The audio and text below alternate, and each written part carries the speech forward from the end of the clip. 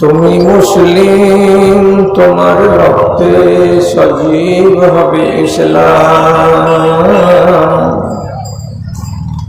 তুমি মুসলিম, তোমার রক্তে সজীব হবে ইসলাম। তুমি মরে গেলে জানিবে মরণে জীবিত তোমার নাম। কাপড় সেজে হাত বুকে করে ঘরে যদি বসে থাকো, খোদার দুনিয়া কাঁদিয়ে মরিবে, কিছু জয় হবে না কো। মনে বল করে উঠায় ধরো কওলাদি দুটি হাত। প্রতিজ্ঞা মতে স্বয়ং স্রষ্টা রহিবেন তোমার সাথ গো, রহিবেন তোমার সাথ।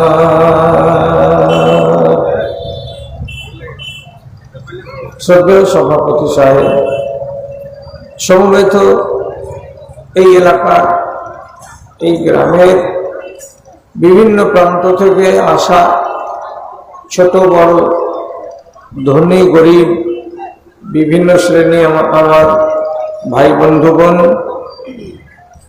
তথা মজলিস থেকে আলাদাভাবে দূরে বসে থাকা অবলা সরলা স্নেহের মা এবং ভগ্নীগণ,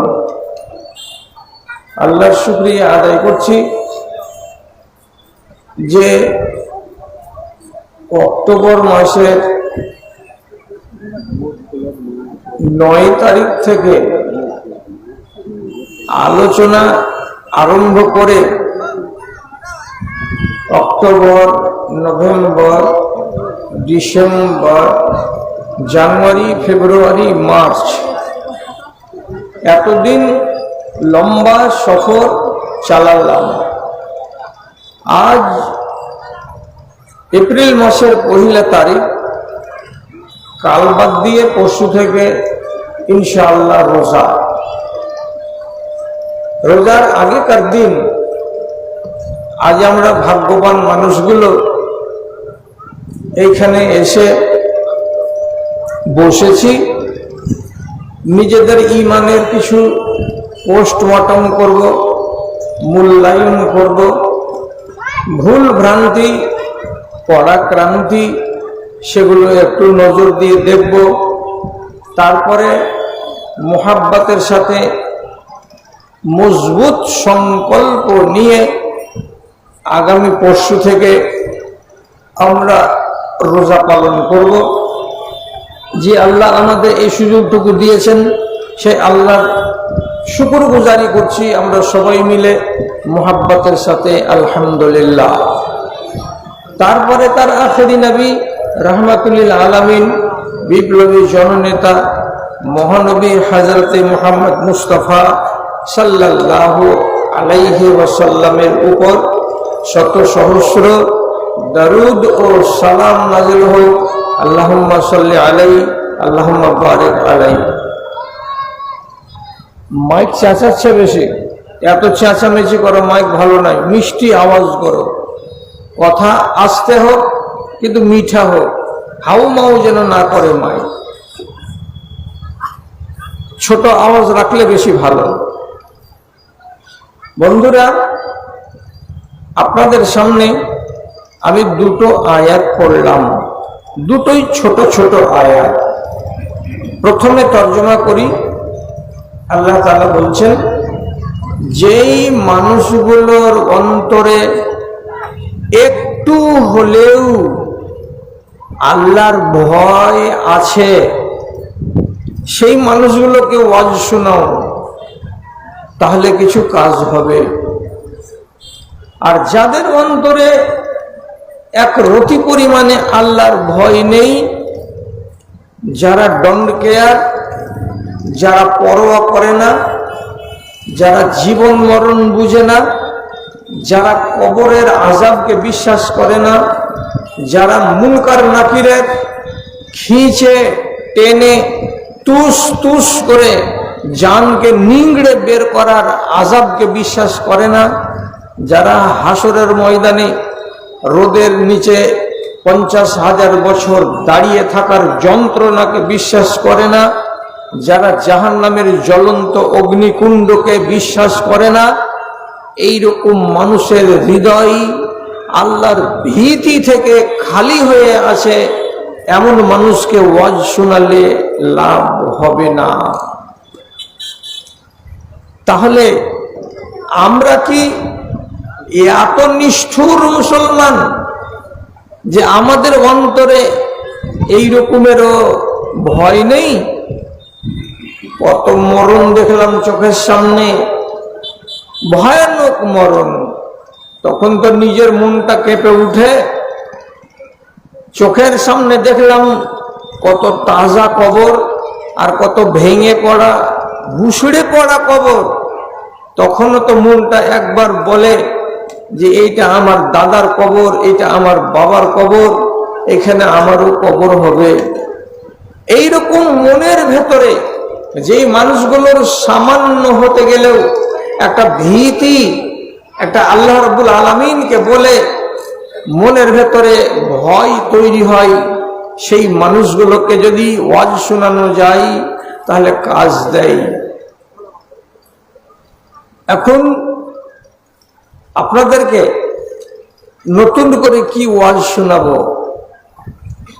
নতুন ওয়াজ বলতে আপনাকে এটা কথা শিখাচ্ছি যে একজন মুমিন মুসলমান সব সময় কেমন হয়ে থাকবে। রাসূল করিম সাল্লাল্লাহু আলাইহি ওয়াসাল্লাম বললেন, হাইয়ুনা ওয়া লাইয়ুনা কাল ইবলিল আনিফে। যেমন একটা 4 কুইন্টাল ওজনের বিশাল আকারের উটকে তার মালিক তার নাকে দড়ি বেঁধে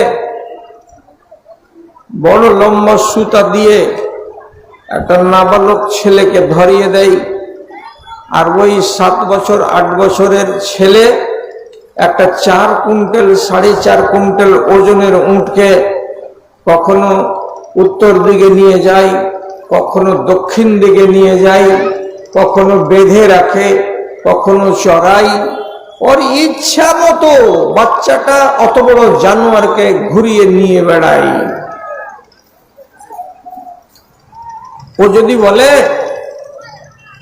তুই 5 পয়সার ছেলেটা, তোর কথা কেন শুনবো রে? আমার মন যেদিকে যাবে আমি ওদিকে চলে যাব। ও যদি সুতাটাকে জোর করে মাথা দিয়ে টেনে দেয় তাহলে বাচ্চাটা তো আছাড় খেয়ে পড়ে যাবে। কিন্তু জীবনে কোনোদিন উট এই কাজ করে না। নবীজি কি বলছেন? কাল ইবলিল আনিফে। যেমন নাকে সুতা বেঁধে দিতে গেলে, কড়া লাগিয়ে দিতে গেলে উটটা ফরমাবরদার হয়ে যায়, মালিকের অমান্য করে না, নিজের ইচ্ছাকে সম্পূর্ণ মালিকের কাছে সঁপে দেয়। আমার মালিক যদি আমাকে বসিয়ে রাখে আমি বসে থাকবো, আমার মালিক যদি চড়াতে নিয়ে যায় আমি চড়তে যাব, আমার মালিক যদি একটা গরম পাথরের উপরে নিয়ে গিয়ে আমাকে বসতে বলে তো আমি বসে যাব, আমার মালিক যদি কোনো গাছের তলে নিয়ে গিয়ে আমাকে বেঁধে রাখে তো আমি সেখানেই দাঁড়িয়ে থাকবো। উটটা যেমন নিজের মর্জিকে তার মালিকের কাছে সঁপে দেয়, ঠিক সেই রকমই মুসলমান এরা আল্লাহ রাব্বুল আলামিনের আইনের কাছে, আল্লাহ রাব্বুল আলামিনের বিধি বিধানের কাছে এরা উটের মতো হয়ে যায়। আল্লাহ যা বলবে তাই মানব, আর আল্লাহ যা বলবেন না তা আমরা করব না। এটার নাম হলো মুমিন মুসলমান। উট যেমন ফরমাবরদারি করে মালিকের, তেমনি আমি ফরমাবরদারি করব কার? তো আমার মালিকের। কেমন করে ফরমাবরদারি করব? সকাল থেকে নিয়ে মাগরিব পর্যন্ত সারাটা 12 ঘন্টাতে আপনি যতটি কাজ করবেন, প্রত্যেকটা কাজ করার প্রথমে একবার মগজে এই চেতনাটা আনবেন। কি চেতনা?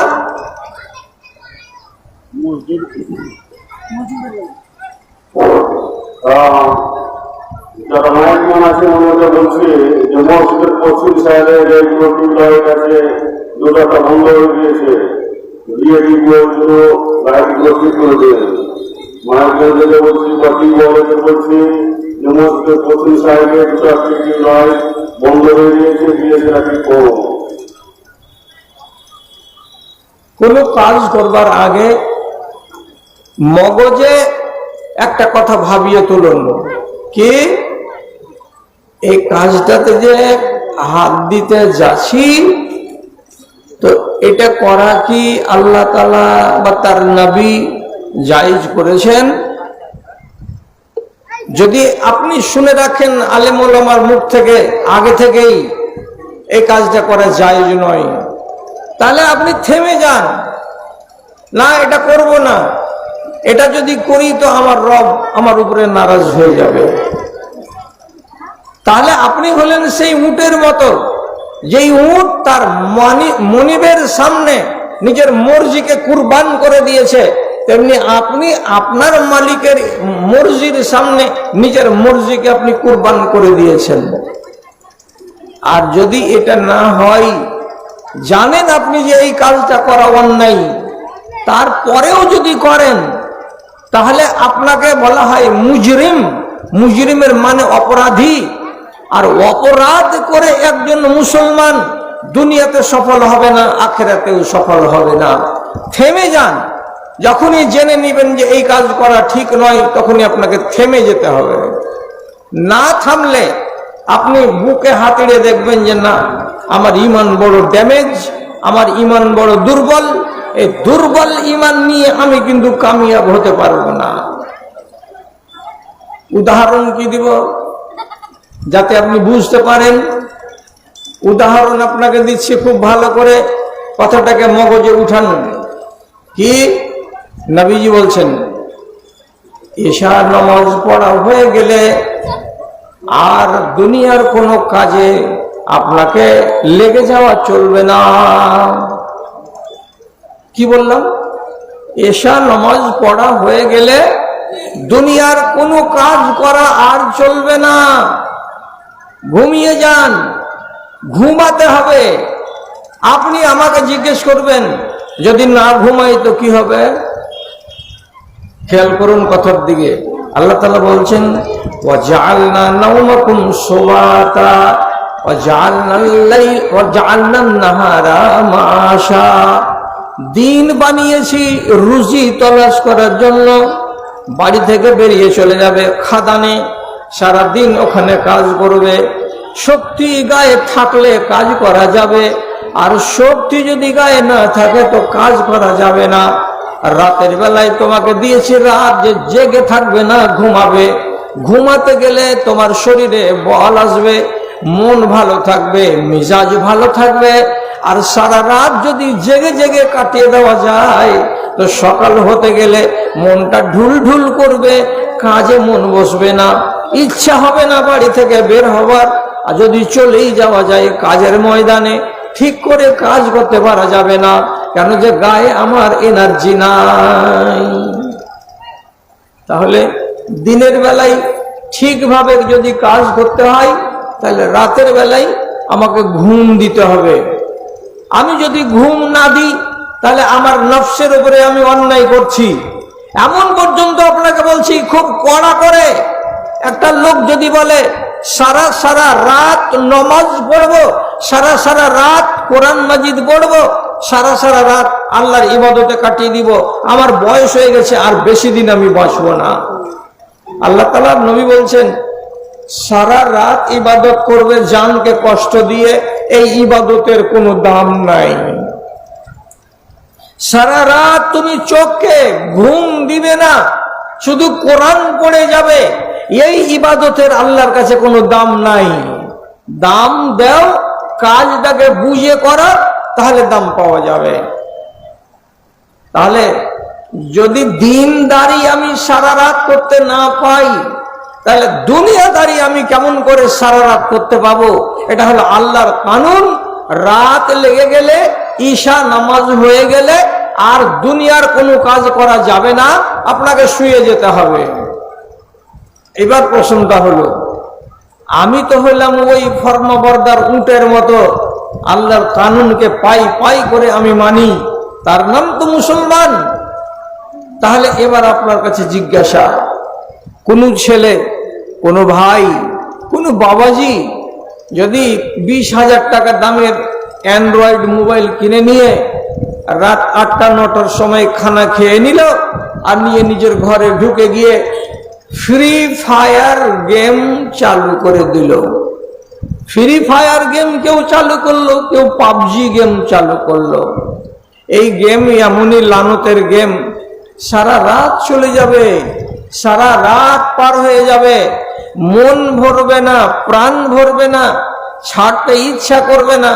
আর যদি দুদিন এই গেম না খেলে, তা হাত আর আঙুলগুলো খালি কুট কুট কুট কুট কুট কুট করবে যে কখন খেলবো, কখন খেলবো।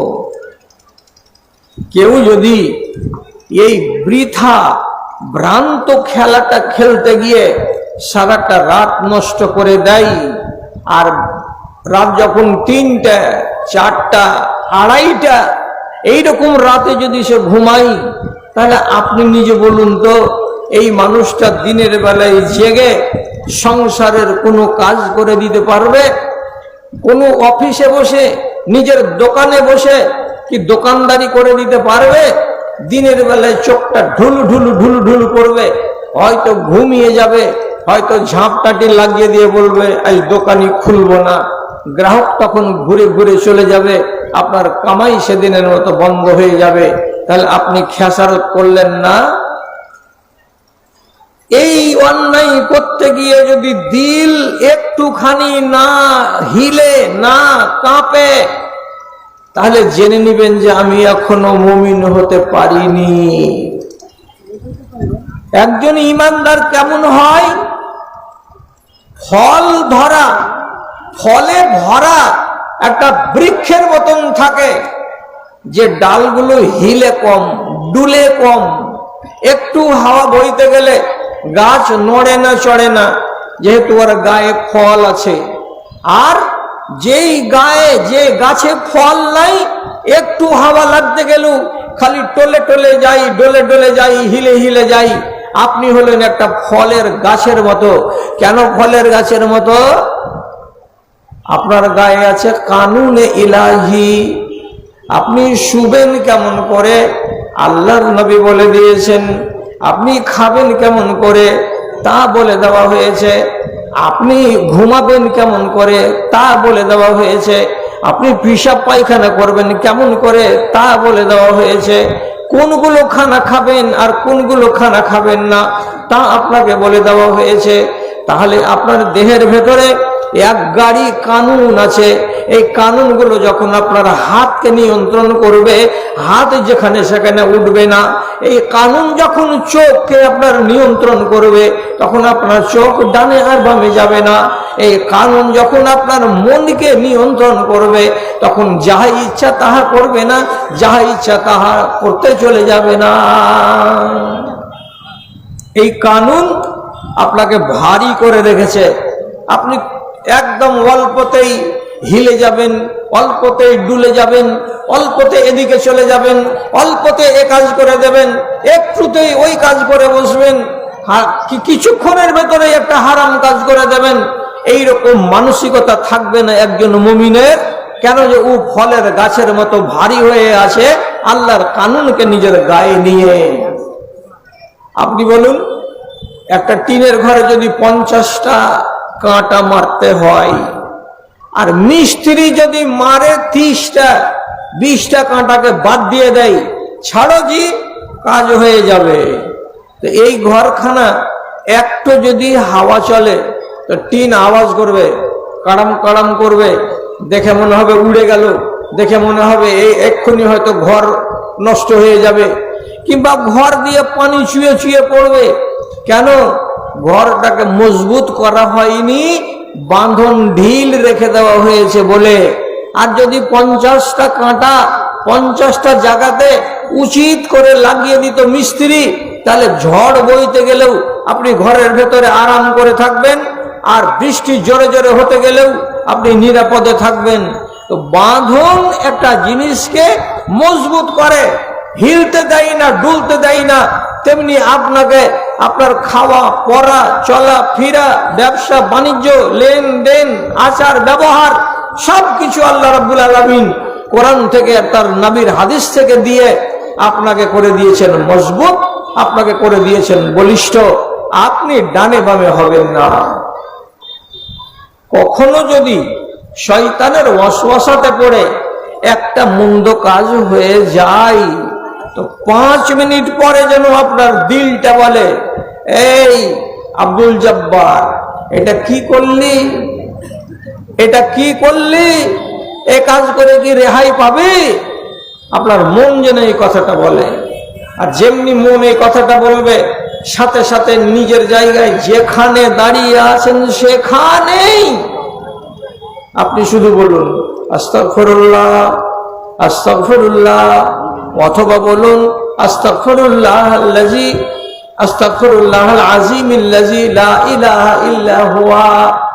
সাথে সাথে আস্তাগফিরুল্লাহ পড়লেন একবার কিংবা দুবার, তাহলে আধা ঘন্টা আগে যেই পাপটা করেছিলেন, আপনার ঈমান নড়ে গেছিল, সেই নড়ে যাওয়া ঈমানটা আবার শক্ত হয়ে যাবে, আবার মজবুত হয়ে যাবে। এটা হলো একজন মুমিনের পরিচয়। ঈমান খাতরাতে পড়তে গেলে আপনার ভেতরে যেন অস্থিরতা তৈরি হয়ে যায়, ঈমান ক্ষতি হয়ে যাবে এমন কাজ করে দিতে গেলে আপনার মনের ভেতরে যেন বিচলিত ভাব তৈরি হয়ে যায়, আপনার মনটা যেন কেমন কেমন করে, তাহলে আপনি হলেন মুসলমান। আমি সঠিক হাদিস বলছি আপনাকে। একটা আব্দুল্লাহ বিন উমর রাদিয়াল্লাহু তাআলা আনহু একদিন নিজের চাকরকে সাথে করে মাঠের দিকে বেড়াতে যাচ্ছিলেন। এমন সময় অল্প একটু দূর গেছেন, তো কানে শুনতে পাচ্ছেন এক রাখাল ছেলে একটা বাজনা বাজাচ্ছে আর মিঠা তালে গান গাইছে।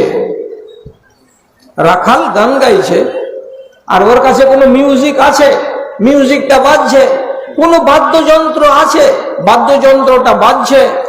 কানে যখন এলো এই মিঠা আওয়াজ গানের, সাথে সাথে আব্দুল্লাহ বিন উমর কি করলেন, ওয়াজা ইসবাউহু ফি উযনাইহি, শাহাদাতের দুটো আঙ্গুলকে সাথে সাথে কানের ভেতরে ভরে দিলেন। কেন ভরতে গেলেন? গান যদি আমি শুনি, বাজনা যদি আমি শুনি, তো আমার ঈমান চ্যালেঞ্জের মুখে পড়ে যাবে, আমার ঈমান নষ্ট হয়ে যাবে, আর নষ্ট হওয়া ঈমান নিয়ে বেঁচে থাকতে গেলে লাভ হবে না। অতএব এই সম্পত্তি যেন নষ্ট না হয়, একে যেন বাঁচাতে পারা যায়, তার জন্য তিনি তদবির কি করলেন, সঙ্গে সঙ্গে শাহাদাতের আঙ্গুল দুটোকে কানে মজবুত করে গুঁজে দিলেন। ওয়ান্না আনিত তারিকে, আর যেই রাস্তা দিয়ে যাওয়ার কালে শুনতে পাচ্ছিলেন গানের আওয়াজ, ওই রাস্তাটাকে সাথে সাথে ছেড়ে দিলেন, আর দিয়ে বাম দিকে হাঁটতে হাঁটতে হাঁটতে হাঁটতে 1/2 কিলোমিটার দূরে চলে গেলেন চাঁচকির গ্রামের গোড়ায়। এই রাস্তা ছেড়ে দিলেন, চলে গেলেন এই দিকে। 1/2 কিলোমিটার দূরে যাওয়ার পরে এবার নিজের চাকরকে কানে আঙুল ভরে রাখা অবস্থাতে বলছেন, আতাসমাউ মিন কালামিহি শাইআন, রে আমার চাকর, আমি তোমাকে শোধাই, তুমি কি কিছুক্ষণ আগে ওই যে রাখাল ছেলেটা গান গাইছিল, বাজনা বাজাচ্ছিল, তুমি শুনতে পেয়েছিলে, আমি শুনতে পেয়েছিলাম, এখন কি এই জায়গাতে ওই রাখাল ছেলের গানের আওয়াজ আমার কানে আসছে, তোমার কানে আসছে না? আসে না, শুনতে পাচ্ছ? রাখাল বলছে, জি না। ওই দূরে উত্তর পাড়ার ওইখানে ছেলেটা গাইছিল, আর ওখান থেকে 1/2 কিলোমিটার চলে এসেছি, এখানে ওর ওই আওয়াজ কানে আসে না। কান থেকে আঙুল দুটোকে টেনে নিলেন, টেনে নিয়ে তারপরে স্থির হলেন, আপনি এমন কেন করলেন? ওর গানের আওয়াজটা যদি কানে ঢুকে যায় তো কি হবে? ওই ইমানকে খাতরা হবে। ইমানের যদি খাতরা হয় তো মুমিনকে পালাতে হবে। আর ইমানের খাতরাকে যদি মুমিন বরদাস্ত করে নেয় তাহলে ইমানের ভোল্টেজ কমে যাবে। আমি আমার ইমানকে নষ্ট করব না, তার জন্য গান শুনবো না, বাজনা শুনবো না বলে কানে আঙুল ভরে দিয়েছিলাম। বাজে জিনিস কানে তুলিনি, আমার ইমানকে আমি ড্যামেজ হতে দিইনি। আমি দূরে চলে এসেছি, এখন হাতে আঙুলটাকে টেনে নিলাম। আমার কানে আর মন্দ আওয়াজ যাবে না, আমার ইমানের দুর্বলতাও আর আসবে না। ইমান যেখানে ঝুঁকির মুখে পড়বে সেই জায়গাতে আপনাকে সাবধানী হতে হবে। এ কাজ করে আমি আমার ইমানকে বরবাদ করতে যাব না, এটা হলো একজন ইমানদার মুসলমানের পরিচয়। তারপরে তিনি আবার বয়ান দিয়ে বলছেন, শুনো, এটা শুধু আমার কাজ নয়। কুনতু মা'আন নবী সাল্লাল্লাহু আলাইহি ওয়াসাল্লাম ইয়াওমান, আমি আমার জীবনে একদিন নবী করিম সাল্লাল্লাহু আলাইহি সাল্লামের সঙ্গে কোন এক জায়গায় ময়দানে আমি চলে যাচ্ছিলাম। এমন সময় সেখানে এই রকম ঘটনা ঘটলো। আল্লাহর রাসূল কানে আঙুল ভরে দিলেন, শুনলেন না বাজনার আওয়াজ। তারপরে কিছুটা দূরে গিয়ে জিজ্ঞেস করলেন আমাকে, ইবনে উমর, বলো তো আওয়াজ শুনতে পাচ্ছ না পাও না? আমি নবীজিকে বলেছিলাম না, শুনতে পাই না। তখন আমার নবী আঙুল দুটোকে কান থেকে টেনে বের করে নিয়েছিলেন আর নিয়ে বলেছিলেন ইমানকে খাতরাই ফেলো না।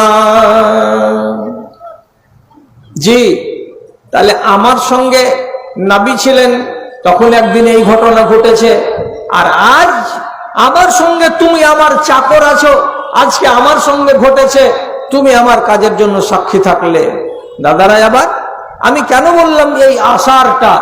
বললাম আপনাকে জ্ঞান দেওয়ার জন্য, যে এই জায়গাতে আমার ইমানের গায়ে ধাক্কা লাগবে সেই জায়গাতে আমাকে থমকে দাঁড়াতে হবে, আর আগে বাড়তে হবে না। তাহলে আমি ইমান নিয়ে বাঁচতে পারবো, তাছাড়া আমি ইমান নিয়ে বাঁচতে পারবো না। উদাহরণ কি দেই?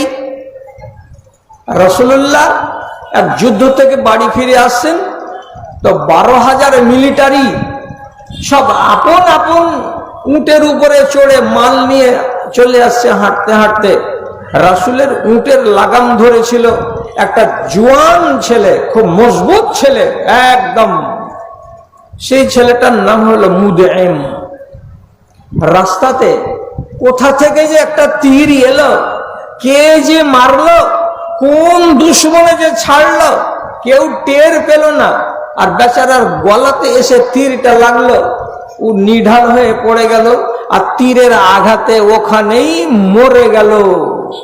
যখন তীর খেয়ে মরে গেল তখন অন্যান্য সাথী সাহাবীরা দেখতে এলো। দেখতে এসে তখন বলছে, হানি আল্লাহু বিল জান্নাতে, এই সাহাবীটা কত ভাগ্যবান, যুদ্ধের ময়দানে মরেনি, আর রাস্তাতে তীর খেয়ে মরে গেল, শহীদ হয়ে গেল। আর শহীদ হয়ে মরতে গেলে জান্নাতি। এই জন্য তারা যেই দেখতে আসে সেই বলছে, হানি আল্লাহু বিল জান্নাতে, তোমাকে শুভ সংবাদ জান্নাতের, তোমাকে শুভ সংবাদ জান্নাতের। তুমি তো কপালওয়ালা, তুমি তো জান্নাতি। তো একজন, দুজন, পাঁচজন, সাতজন যখন এই একই কথা বলছে, তুমি জান্নাতি, তুমি জান্নাতি, এই কথাটা শুনে শুনে শুনে শুনে তারপরে নবীজি ওখানে দাঁড়িয়েছিলেন, মুখ খুললেন এইবার, দিয়ে বলছেন, ও এর গলাতে তীর লেগে গেছে দুশমনের, আর তার জন্য মারা গেছে। আর তোমরা মনে মনে ভাবছো কি যে শহীদ, আর শহীদ ব্যক্তি মরলে জান্নাতি, এই জন্য তোমরা একটা জান্নাতি জান্নাতি বলছ। আমার কথা শোনো। সব কটি লোক তখন রাসূলের দিকে একদম নাক কান চোখ খাড়ো করে দিয়ে তাকাচ্ছে আর বলছে, জি আপনি কি বলছেন বলেন। রাসূল বলছেন, ফাইন্না শামলাতাল্লাতি আখাযাহা ক্বাবলা আন ইয়াবলুগা মাকসামাহা ইয়াশতাইলু আলাইহিন নার। তোমরা জানো না এই জুয়ান ছেলেটা যুদ্ধের ময়দানে দুশমনদের মালকে যখন সাহাবায়ে কেরামরা কুড়িয়ে কুড়িয়ে কুড়িয়ে কুড়িয়ে এক জায়গাতে জমা করছিল। তো যেখানে জমা করা যায় সেটাকে বাইতুল মাল বলা হয়। সেই বাইতুল মালে জমা করে দিতে হয় দুশমনদের পড়ে পাওয়া মাল। কিন্তু এই ছেলেটা একখানা সুন্দর চাদর পেয়েছিল যুদ্ধের ময়দানে। সেই চাদরখানাকে তা করে ভালো করে ক্যারির ভেতরে ভরে বাইতুল মালে জমা করেনি, নিজের ব্যাগের ভেতরে ঢুকিয়ে নিয়েছে। এটা বাইতুল মালে জমা হয়নি বলে খিয়ানত হয়ে গেছে। আর এই চাদরখানা খিয়ানত করার কারণে তার উপরে জাহান্নামের আগুন দাউ দাউ দাউ দাউ করে জ্বলতে আছে। এই লোকটা জান্নাতি নয়। কঠিন কথা হয়ে গেল। একটা চাদরের দাম কত? তো 300 টাকা। এই চাদরখানাকে খিয়ানত করেছে বলে এই লোকটা জান্নাতি হতে পারেনি, জাহান্নামের আগুনে ঝুলছে, জাহান্নামের আগুনে পুড়ছে। আমি জানছি, আমি দেখছি। রাসূল যেমন এই কথাটা বললেন, ওই মজলিসে যত লোক ছিল সবাইকে মনে যে ধাক্কা লাগলো একটা, আল্লাহু আকবার। একটা জিনিসকে এইভাবে সরকারি মালকে যদি কেউ খেয়ানত করে, তো এত বড় যদি তার জন্য আযাব হয়, তাহলে তো ঈমান কঠিন সাংঘাতিক চ্যালেঞ্জের মুখে পড়ে যাবে। আমি যদি করি আর কোনো ভাই যদি করে, এই ঈমানকে চ্যালেঞ্জের মুখে ফেলে দিয়ে জীবন কাটানো ঠিক হবে না। এই ঘটনা ঘটে গেল। আর তার মাত্র 5 মিনিট পরে আর একজন সাহাবী কাপড়ে বেড় দিয়ে কি একটা জিনিস নিয়ে এসে রাসূলের কাছে বলছেন, আল্লাহ রাসূলের জিনিসটা আপনি রেখে নেন, এটা নিয়ে নেন। রাসূল বলছেন, কি আছে? খুলে দেখেন কি আছে। রাসূলুল্লাহ যদি খুলে দেখছেন তো কাপড়ের ভেতরে বেড় লাগিয়ে রাখা আছে। কি? তো 2টা স্যান্ডেলের ফিতা। আমরা আপনারা যেমন চামড়ার স্যান্ডেল পরি, তো চামড়ার স্যান্ডেলে যেমন ফিতা লাগানো থাকে ডানে আর বামে, এইরকম 2খানা ফিতা, 1 জোড়া ফিতা বেড় দিয়ে রেখেছে কাপড়ে। নবীজি বলছেন, এই ফিতা জোড়া কেমন? তখন এই সাহাবী বলছেন, আল্লাহ পাকের রাসূল, যুদ্ধের ময়দানে যখন দুশমনেরা মাল ছেড়ে পালিয়ে যাচ্ছিল আর আমরা মালগুলোকে জমা করছিলাম, তখন অন্যান্য মাল যতগুলো পেয়েছি সব জমা করে দিয়েছি। কিন্তু আমার বাড়িতে আমার 1 জোড়া স্যান্ডেল আছে, স্যান্ডেলের ফিতা ছিঁড়ে গেছে, তার জন্য এই ফিতা জোড়াকে আমি লুকিয়ে রেখে দিয়েছিলাম। বাড়ি যাব, আর যাওয়ার পরে এই ফিতা জোড়া আমার স্যান্ডেলে লাগিয়ে আমার স্যান্ডেলকে নতুন করে নিব। এই উদ্দেশ্যে ফিতা জোড়াকে আমি গানিমাতের মালে জমা করিনি, আমি বাইতুল মালে জমা দিইনি, আমি এটাকে লুকিয়ে নিয়েছিলাম। আনলি কেন রে বাবা? ওইখান থেকে তো আমরা 4 মঞ্জিল রাস্তা চলে এলাম বাড়ির দিকে। 2 দিন কেটে গেল, তুমি 2 দিনের ভিতরে দাওনি, আর আজকে কেন আমাকে দিতে এলে? এটা কে? আমি কি দেখেছিলাম? না আমি তোমাকে বললাম যে আমাকে এই জিনিসটা দাও, তুমি নিজের মনে এটা কেন আমার কাছে নিয়ে আসলে? লোকটার জবাব কি? রাসূল, চোখের সামনে দেখলাম এই ছেলেটা একখানা চাদরকে চুরি করার কারণে তার ঈমানটা চ্যালেঞ্জের মুখে পড়ে গেছে। বেচারি মরে গেছে তীর খেয়ে, তবু জান্নাতি হতে পারেনি। এই জন্য আমিও ভাবলাম কি, আমার ঈমান চ্যালেঞ্জের মুখে পড়ে গেছে, এই ঈমান নিয়ে যদি মরে যাই তো আমি নাজাত পাবো না। আর এমন ঈমান নিয়ে দুনিয়াতে আমি বাঁচতে চাই না। তার জন্য চপ্পলের বাদ 2খানা নিয়ে এসেছি, আপনি নিয়ে নেন, আমার মনটা হালকা হবে, আমার ঈমানটা ফ্রেশ হবে, আমি আর দাগদার ঈমান নিয়ে দুনিয়াতে বাঁচবো না। কত চিন্তাধারাটা ভালো। 5 মিনিট আগে, 10 মিনিট আগে আপনাকে কি বলেছিলাম? কোনো ভুল কাজ হয়েছে আমার দ্বারাই, আর তখন বুঝতে পারলাম না। আধা ঘন্টা পরে, 1 ঘন্টা পরে, কিংবা সারাদিন গিয়ে রাতের বেলায় আমি যদি বুঝতে পারি, অনুভব করি, রে খাদানে অমুক লোকটার সাথে তো এই কাজ করেছি।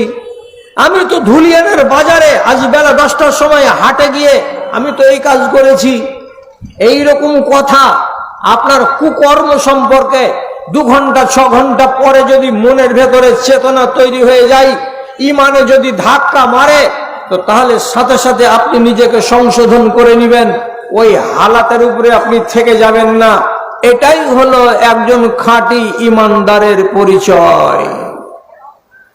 হ্যাঁ, মিথ্যা কথা বলে হালাল করে নেওয়া এটা ঠিক কাজ নয়। कब चेहरे पर झूठ सजा के, कब चेहरे पर झूठ सजा के छुपती है सच्चाई, झूठे का दुनिया में हमेशा होती है रुसवाई, होती है रुसवाई। सच की राह पे चला करो, सच की राह पे चला करो, दुख न किसी को दिया करो, जो दुनिया का मालिक है नाम उसी का लिया करो, नाम उसी का लिया करो। अल्लाह ही अल्लाह, अल्लाह ही अल्लाह। বন্ধুরা, ইমান এত নাজুক জিনিস, 1 মিনিটের ভেতরে বেড়ে যায় পাহাড়ের সমান, আর 1 মিনিটের ভেতরেই ড্যামেজ হয়ে যায় একটা পাহাড়ের সমান ইমান, আবার জাররাতে পরিণত হয়ে যায়। জি, মানবেন না মানবেন না?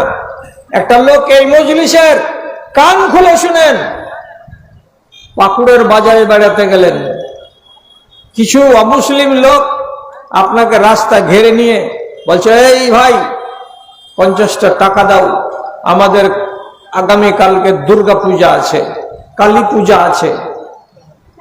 আপনি হি হি হি হি করে হাসলেন, আর হাসার পরে খুশি মনে পকেটে হাত ভরে 50টা টাকা দুর্গা পূজাতে দিয়ে দিলেন। মনে এক রতি পরিমাণে কষ্ট হলো না, দুঃখ হলো না, আপনাকে ঘেন্না লাগলো না, খুশি মনে হাসতে হাসতে 50টা টাকা দুর্গার নামে, কালীর নামে আপনি দিয়ে দিলেন। আল্লাহর কসম খেয়ে বলছি, দাদা যান, বাড়ি এসে নির্জনে বসে এশা নামাজের পর একবার ভাবতে বসবেন, আর নিজের মনটাকে জিজ্ঞেস করে বলবেন, আসমানের উপরে যিনি আছেন সেই আল্লাহ যদি আমার মালিক হয়, তাহলে দুনিয়াতে আর কেউ মালিক নয়। এই জন্য আমি বলেছি, লা ইলাহা ইল্লাল্লাহ, লা ইলাহা ইল্লাল্লাহ। কোনো মাবুদ নেই, একমাত্র আল্লাহ। কোনো ইলাহ নেই, একমাত্র আল্লাহ। একমাত্র আল্লাহকে আমি যখন মাবুদ বলে মেনে নিয়েছি, তারপরে কিসের জন্য দুর্গাকে মাবুদ বলে স্বীকৃতি দিলাম, আর তার পূজা পার্বণ উপলক্ষে পকেট থেকে 50টা টাকা হাসতে হাসতে দিয়ে দিলাম। আল্লাহর কসম খেয়ে বলছি, আপনার ইমান 100 ভাগের ভেতরে 99 ভাগ বরবাদ হয়ে গেছে, 99 ভাগ নষ্ট হয়ে গেছে। মরবার আগে যত তাড়াতাড়ি তওবা করা যাবে, যত তাড়াতাড়ি মাপ নিয়ে নেওয়া যাবে আল্লাহর কাছে, তত ভালো, তত ভালো। না হলে ইমান নষ্ট হওয়া নিয়েই আপনাকে মরতে হবে। কিন্তু আপনার অন্তরটা যদি বলে, শালা তোরকে দুর্গা পূজাতে কেন চাঁদা দিব, না যদি দি তো মোটরসাইকেল ঘেরবে, 4 চাকাতে আসি, কাঁচের জানালাতে, ট্যাক্সির জানালাতে মেরে কাঁচ ভেঙে দিতে পারে। যে উশৃঙ্খল জুয়ান ছেলে পিলে বেঞ্চ পাতিয়ে দিয়ে রাস্তাকে ঘেরে চাঁদা চাইছে, যদি না দিই তো কিছু না কিছু অঘটন তো ঘটে যাবে। এই ভয়ে, ক্ষতির আশঙ্কা আছে বলে মনের ভেতরে ঘৃণাকে রেখে পকেট থেকে যদি আপনি 10 টাকা দেন, 20 টাকা দেন, 30 টাকা দেন, 100 টাকা দেন, 200 টাকা দেন, দিয়ে ছাড়া পেয়ে ওখান থেকে চলে যান, ইনশাআল্লাহ আপনার ইমানে 1 জাররা পরিমাণে ক্ষতি হবে না। কিসের জন্য? আমার দিলে ঘৃণা আছে, আমার অন্তরের ভেতরে ঘৃণা আছে, আমি এটা পছন্দ করি না। তবে কেন দিলাম? এই জন্য দিলাম যে টাকা যদি না দিই তো আমার ক্ষতি হয়ে যাবে, টাকা যদি আমি না দিই তো আমার দোকানদারি চলবে না, টাকা যদি আমি না দিই তো হিন্দু অধ্যুষিত এলাকাতে আমি ব্যবসা করছি, আমার ব্যবসা চলতে দেবে না। এই ভয়ে ঘৃণার সাথে যদি আপনি টাকাটা দিয়ে দেন তাহলে ঈমান নষ্ট হবে না, আর আনন্দ চিত্তে যদি দিয়ে দেন তাহলে ঈমান খুঁজে পাওয়া যাবে না। কি দিয়ে বুঝাই? বুঝাতে গেলে আপনাকে ছোট্ট করে একটা হাদিস বলি। বাপের নাম ইয়াসির, বেটার নাম আম্মার, মায়ের নাম সুমাইয়া, তিনজনই গরিব লোক, মক্কাতে বাড়ি, তিনজনই ইমানদার। এই গরিব মানুষ ইমান এনেছে বলে সুমাইয়া মেয়েটাকে রোজ রোজ রোজ রোজ মেরে মেরে মেরে মেরে 15 দিনের মাথায় আবুল আহাবের মতো দাজ্জাল দিন দুপুরে ওই মহিলার শরম গাহে বল্লম মেরে দিয়ে তাকে শহীদ করে দিয়েছিল। তাহলে মাথাতে রাখবেন, ইসলামের ইতিহাসে পহিলা শহীদ কে? তো সুমাইয়া। ইনি হলেন প্রথম শহীদ মেয়ে ছেলে। ইসলামের জন্য জান দিতে হয়েছে একটা বেটি ছেলেকে, মরে গেল। তার কয়দিন পরে মরে গেল তার স্বামী, এর নাম ইয়াসির। বেচারি মার খেতে খেতে খেতে খেতে বয়স্ক মানুষ, মারের জ্বালা থামতে না পেরে মরে গেল, কিন্তু দ্বীন ইসলাম ছাড়ল না। এবার জুয়ান ছেলে বেঁচে আছে আম্মার। আম্মারকে মারে মুশরিকরা, দিনের বেলায় মারে, বিকেল বেলায় মারে, 10 জুতা মারে, 10 কোড়া মারে, না মেরে ছাড়ে না। একদিন ঘেরে নিল, আর নেওয়ার পরে ওকে মারছে চপ্পলের বাড়ি বাড়ি আর খেজুরের ডালের বাড়ি বাড়ি। বলতে মারতে মারতে আর একজন তখন বলছে, শুন, কতদিন এরকম মায়ের খাবি? এরকম করে মায়ের খেতে খেতে 3 মাস হয়ে গেল, আমরাও ক্লান্তি পাই না, আর তোর মার খাওয়া শেষও হয় না। তো একটা কাজ যদি করতে পারিস তাহলে তোকে আর মারবো না আমরা। কি জি ভাই, কি করতে হবে? তখন বলছে, ইন্নাকা তাকুলু লি আলিহাতিনা খাইরান ওয়া তাকুলু লি মুহাম্মদ কাযা ওয়া কাযা। নবী মুহাম্মদ সম্পর্কে তোমাকে এই এই কথা বলতে হবে, আর আমাদের যেগুলো খোদা আছে, লাত, উজ্জা, মানাত, হবল, এই যে খোদাগুলো আমরা তৈরি করে রেখেছি, এই খোদাগুলোর প্রশংসা করতে হবে। আমাদের খোদার যদি প্রশংসা করো আর নবী মুহাম্মদকে যদি মন্দ বলো তাহলে আর তোমাকে মারবো না, আর তোমাকে কষ্ট সহ্য করতে হবে না। মায়ের থেকে বাঁচার জন্য মানুষ কি করে না, কি করে না গো? মাইকে বলছি, আওয়াজটা জোরে চলে যাচ্ছে, বলতে আমাকে লাজ লাগছে।